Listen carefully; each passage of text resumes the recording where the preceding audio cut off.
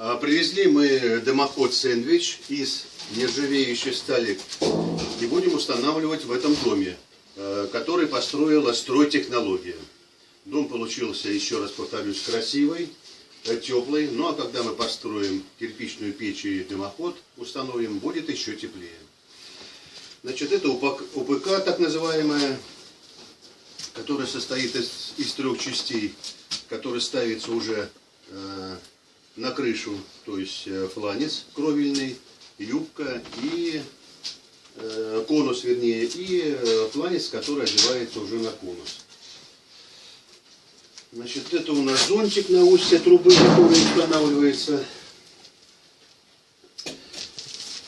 2 метра сэндвича диаметром 150 внутренний из нержавейки, 0,8 толщина внутренней нержавейки, снаружи 0,5 нержавейка.